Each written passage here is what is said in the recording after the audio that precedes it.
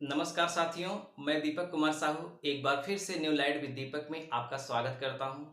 आज आप लोगों के लिए बहुत ही बेहतरीन वीडियो लेकर आया हूं। इसमें आपको बहुत ही रोचक जानकारी मिलेगी, बहुत ही ज्ञानवर्धक वीडियो है। तो इसे आप स्किप मत करिएगा, इसे आप पूरा देखिएगा। देखिए, हमारे देश की साक्षरता अभी केवल 73% है और बाकी लोग अशिक्षित हैं। शिक्षित लोगों में भी बहुत अच्छी जानकारी विज्ञान के प्रति नहीं है, वो आज भी अंधकार में जी रहे हैं। आज भी आप गांव में जाइए तो सूर्य ग्रहण और चंद्र ग्रहण की जब बात होती है तो लोग आज भी कहते हैं कि राहु और केतु सूर्य को या चांद को निगल जाते हैं, भगवान पर ग्रहण लग जाता है, बड़ी दुख की घड़ी है।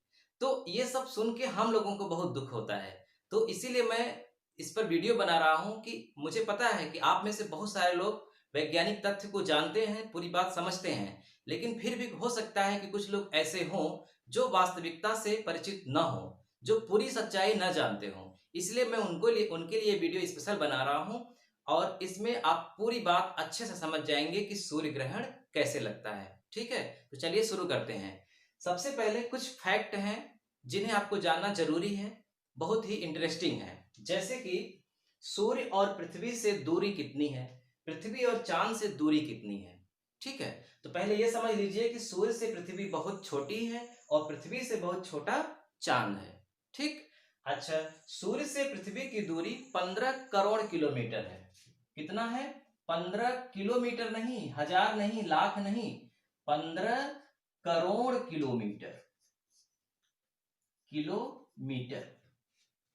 और पृथ्वी से चांद की दूरी 3,84,000 किलोमीटर।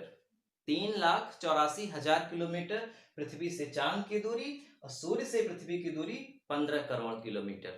ठीक है। अच्छा, सूर्य की रोशनी पृथ्वी तक पहुंचने में 8 मिनट 16 सेकंड लगता है और चांद की रोशनी पृथ्वी तक पहुंचने में 1 सेकंड 20 क्षण लगता है, यानी 1.2 सेकंड लगता है यहाँ और 8 मिनट 16 सेकंड लगता है यहाँ। जो रफ्तार करंट की होती है, आपने देखा होगा कि जब पावर हाउस में सप्लाई चालू होती है तो आपके घर पहुंचने में सेकंडों भी नहीं लगता है ना। मतलब ऐसा लगता है कि जैसे कि ये मन से भी तेज चलती है, लेकिन करंट मन से तेज नहीं चलती। करंट की एक चाल है, लगभग 3 लाख किलोमीटर प्रति सेकंड। 1 सेकंड में 3 लाख किलोमीटर करंट जाती है। फिर भी उसी करंट से रोशनी चलती है और उसे सूर्य से पृथ्वी तक आने में 8 मिनट 16 सेकंड लगता है। तो ये कुछ फैक्ट थे। दूसरी बात, सूर्य का चक्कर हमारी पृथ्वी लगाती है, सूर्य पृथ्वी का चक्कर नहीं लगाता। पृथ्वी सूर्य का चक्कर लगाती है और एक चक्कर लगाने में इसे 365 दिन 6 घंटा लगता है। कितना लगता है? 365 दिन 6 घंटा। यानी ये जो पृथ्वी का रास्ता है, परिक्रमण का जो स्थान है सूर्य का, उसी रास्ते से पश्चिम से पूर्व की ओर घूमते हुए 365 दिन और 6 घंटे में एक चक्कर पूरा करती है। और अपनी धुरी का मतलब जैसे कोई ये बिंदु हो तो फिर से यही बिंदु यहां पर आ जाए, तो ऐसा होने में इसे 24 घंटा लगता है। इसीलिए दिन रात 24 घंटे का होता है, लेकिन एक वर्ष 365 दिन 6 घंटे का होता है। क्लियर? ठीक उसी तरह से जिस तरह से पृथ्वी सूर्य का चक्कर लगाती है, उसी तरह से पृथ्वी का भी चांद चक्कर लगाता है। इसका मतलब कि पृथ्वी जिस जिस रास्ते से होकर गुजरेगी, उसके साथ चांद भी हमेशा बना रहेगा। ये बेसिक कॉन्सेप्ट आपको समझ में आ गया होगा। अब आप समझिए मेन मुद्दे को कि ग्रहण कैसे लगता है। समझिएगा ध्यान से। जैसे चांद पृथ्वी का चक्कर जब लगाता है तो लगाने का मतलब कि उसके चारों ओर जाता है। अभी हमने यहां बनाया है, कुछ समय बाद यहां आ जाएगा, कुछ समय के बाद यहां आ जाएगा और कुछ समय के बाद यहां, इस तरह से चारों दिशाओं में चलेगा। तो समझिएगा कि जब चांद पृथ्वी के चक्कर लगाते लगाते यहां पहुंच गया, यहां का मतलब सूर्य और पृथ्वी के एकदम बीचों बीच 90 डिग्री के कोण पर एकदम सीध में पहुंच गया, तब एक घटना होती है। और एकदम सीध में महीने में 2 बार पहुंचता है। एक पहुंचता है अमावस्या के दिन, अमावस्या अमावस्या के दिन, और एक पहुंचता है पूर्णिमा के दिन। यानी महीने में ये 2 घटनाएं होती हैं। इसी को पाक्षिक भी कहा जाता है। अमावस्या से पूर्णिमा तक को एक पक्ष, फिर पूर्णिमा से अमावस्या तक को एक पक्ष, लगभग 15 दिन। तो महीने में 2 आती है ये घटना, एक अमावस्या और एक पूर्णिमा। तो कोई भी ग्रहण होगा वो या तो अमावस्या को लगेगा या तो पूर्णिमा। अब समझिएगा, पूर्णिमा के दिन चंद्र ग्रहण लगता है और अमावस्या के दिन सूर्य ग्रहण।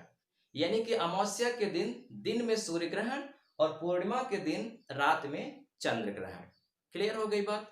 तो हमने ये समझा कि महीने में 2 बार सूर्य, पृथ्वी और चांद एक सीध में होते हैं। ठीक है, सूर्य की रोशनी पृथ्वी तक जब आती है तभी पृथ्वी पर उजाला होता है।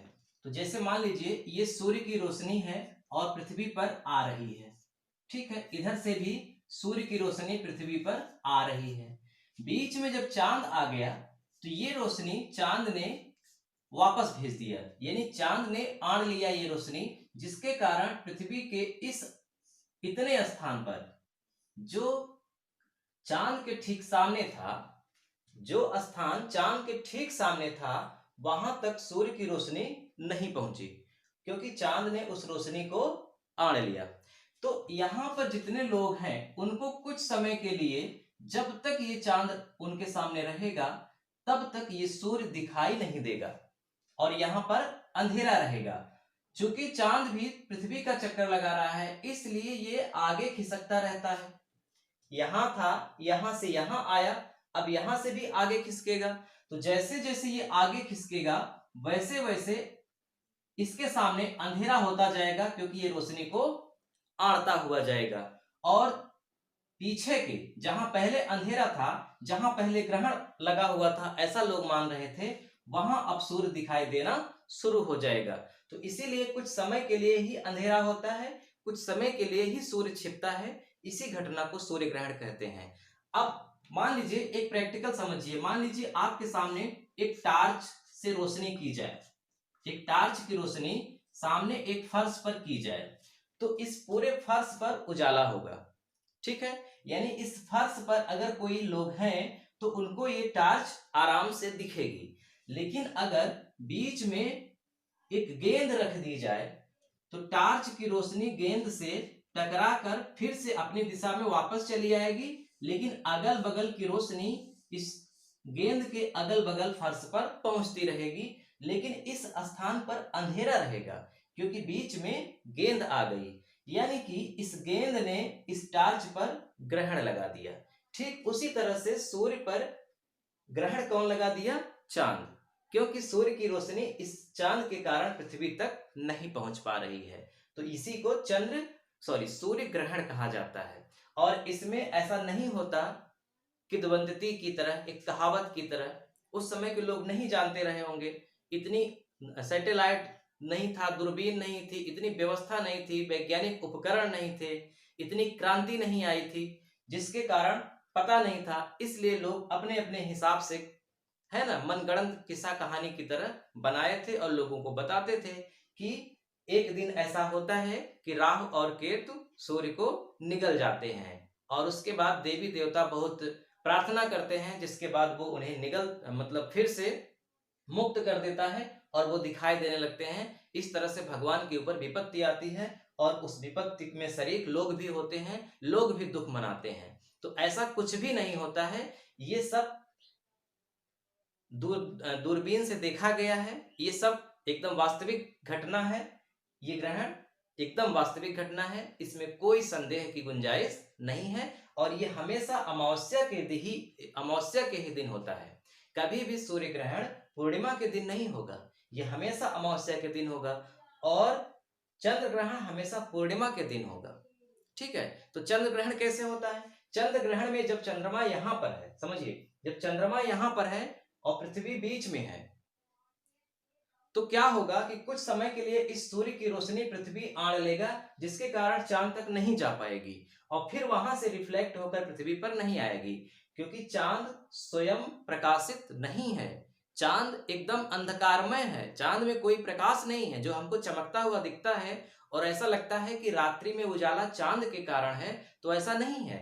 ये सूर्य की रोशनी भी चांद पर जाती है और चांद से वापस होकर के परावर्तित होकर के पृथ्वी पर कुछ उजाला करती है। ठीक है, तो जब सूर्य की रोशनी पृथ्वी आड़ लेती है, चांद तक नहीं जा पाता तो वापस भी नहीं आएगा, तो वो चीज दिखाई नहीं देगा, छिप जाएगा, अंधेरा हो जाएगा, तो इसी को कहा जाएगा चंद्र ग्रहण। लेकिन चांद भी चल रहा होता है, तो जैसे ही आगे बढ़ेगा फिर से रोशनी उसको मिलनी शुरू हो जाएगी और फिर से उसकी रोशनी पृथ्वी तक वापस आने लगेगी और चांद पृथ्वीवासियों को दिखने लगेगा, तो कहा जाएगा कि चांद मुक्त हो गया। तो इसी घटना को चंद्र ग्रहण कहते हैं। और सूर्य ग्रहण, तो वर्ष में अधिकतम 7 बार ग्रहण लग सकते हैं। ठीक है, चंद्र ग्रहण और सूर्य ग्रहण मिला के अधिकतम 7 बार लग सकते हैं, 7 से ज्यादा नहीं हो सकता। तो कभी कभी सूर्य ग्रहण बहुत छोटे समय के लिए लगता है, 1 मिनट 2 मिनट के लिए लगता है, कभी कभी 2-2 4-4 घंटे के लिए भी लग जाता है। तो ये सब कब होता है? अमावस्या के ही दिन। तो उम्मीद करता हूं कि आपको पूरी बात समझ में आ गई होगी कि सूर्य ग्रहण कैसे लगता है। अगर अच्छा लगा हो तो लाइक करिए, कमेंट करिए और नए हैं तो चैनल को सब्सक्राइब कर लीजिए। ठीक है, मिलते हैं ऐसे ही कुछ अगले रोचक जानकारी के साथ, तब तक